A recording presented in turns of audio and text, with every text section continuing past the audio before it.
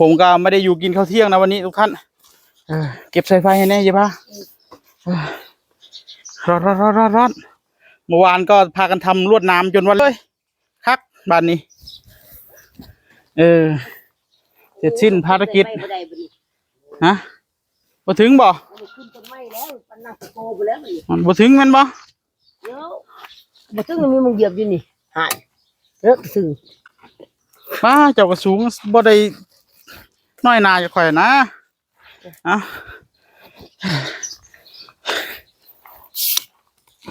เสร็จภารกิจแล้วบัดนี้พี่น้องเอ้ยลงหูแล้วข่อยบัดนี้ตายอย่าให้น้ำข่อยเด้อ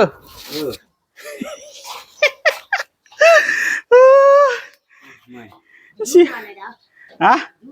เอากลับที่ยังบ่ที่ข่อยต้องเอาเมื่อบัดนี้หมดแล้วเนาะอันแม่งปาดปูนคู่ปูนคู่ปูนแนวปาดปูนอีหยังอีกเนาะบัดนี้หมดแล้วเนาะหมดแล้วล่ะเก็บใส่ให้หมู่บ้านเอาลงแนวปาดปูนเฮาสิได้ปาดซะก่อนโอ้ยมันแห้งทันอยู่แล้วมั้งปูนนี่บ่ทันได้ฝนตกหยอกเบิ่งแล้วได้การแล้วนี่ยามขี่รถเข้ามาก็สบายบัดนี้บ่ต้องกึกกักเนียนกริบเราใส่ปรับตรงไหนเนาะแล้วแต่แหละถ้าสิให้ดีนะบัดย่ำในอนาคตนะตา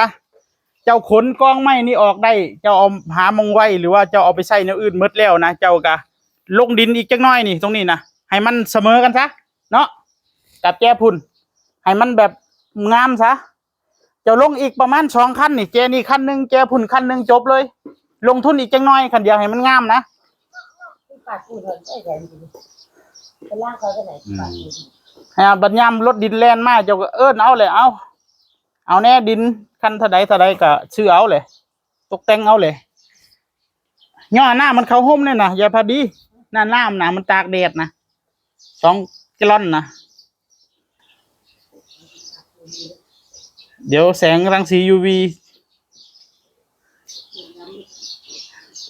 นี่ผมก็เอาไม้นะกลับพอได้ทำแคร่นะท่านสักอันนึงแล้วก็พูดละกว่าสิได้เฮ็ดแคร่กะว่างพูดละพี่น้องช่วงนี้บ่ทันได้ว่างไปอยู่บ่ตาสิพาไปเที่ยวนครพนมนี่บ่พาไปเที่ยวบ่ไปพาไปเลาะไปเฮ็ดเวียกไปอยู่ไปเฮ็ดเวียกไปอยู่ก็พาไปเที่ยวบ่ไปโอ้โหแต่บุญบ้านข่อยยังบ่ไปออกไปวัดย้อนใส่ข่อยไปเที่ยวเอาว่าสิไปเฮ็ดอันนี้อยู่วัดนี่ได้สิไปนำอยู่บ่นี่ไปเฮ็ดโต๊ะบูชาอยู่วัดนี่เฮ็ดเนาะเดี๋ยวสิเอิ้นเด้อมื้อมื้อนี่ไดถ้าไปเที่ยวบุญน่ะบ่ไปถ้าไปเฮ็ดงานเนี่ยไปนี่อีกประมาณสัก 3-4 วันนี่จะพาไปทำอันโต๊ะที่เขาเอาไว้อันบูชาบ่มงศาลน่ะนะโต๊ะหน้าศาลน่ะนะเก้าอี้อันโต๊ะที่เอาไว้วางเครื่องบูชาเครื่องหยังอ่ะนะวางธูปวางเทียนน่ะนะตัวเล็กกว่าได้อีกประมาณ 2-3 มื้อเดี๋ยวไปซื้อเล็กให้พระอาจารย์ก่อนอาจารย์ก็บ่ทันมีผู้เฮ็ดให้โต๊ะเฮาศาลเฮานั่นนะที่เฮาตั้งศาลว่างั้นนะบ่ทันมีโต๊ะอยู่บัดยามบัดอยากไหว้อยากแก้บนบัดบ่มีเด้ถ้าเนี่ยโทรมาเนี่ยสมมุติว่ามื้ออื่นเนี่ยเจ้าโทรมื้อนี้เด้บ่หาข่อยไปแล้วเขาบ่ลบมาเด้จะสิไปไสเด้อนี่บ่ข่อยลงทงแล้วบ่ลบเด้ไปบ่ได้เด้บ่จะสิไปเลาะไปเรื่อยๆบ่ค่ำเนยนอนนั่นบ่แล้วโอ้พ่อใหญ่นี่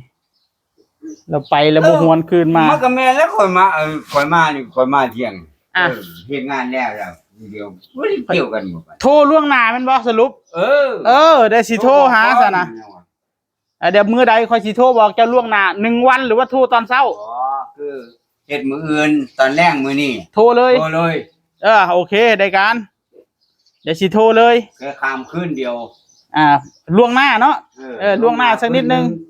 เจ้าสิได้บ่ได้ไปทางอื่นเนาะก็บอกไว้ก่อนโอเคได้การ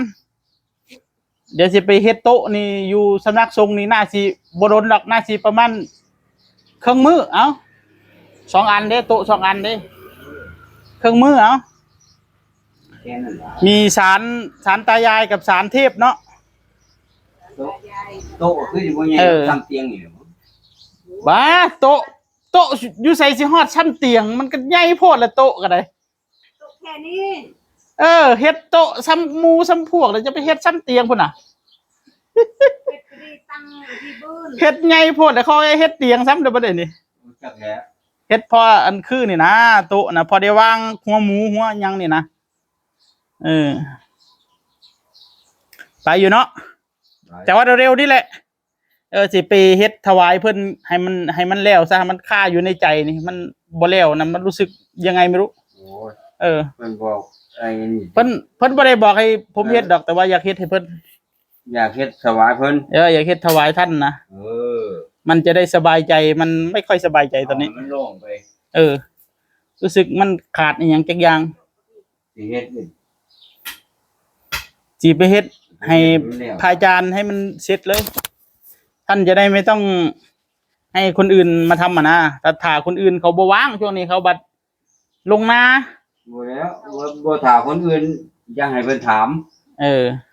ถ้าเอ่ยปากให้เพิ่น บ่ได้เอ่ยและคิดไว้ในใจผู้เดียวนี่แหละ บ่ได้บอกใครอีก อาจารย์กันเพิ่นเอ้ยที่เอามุก เออ เอาดิ ทุกท่านแดดฮ้อน เดี๋ยวไปรีวิวในช่องที่โดนปิดไปก่อน เดี๋ยวค่อยกลับ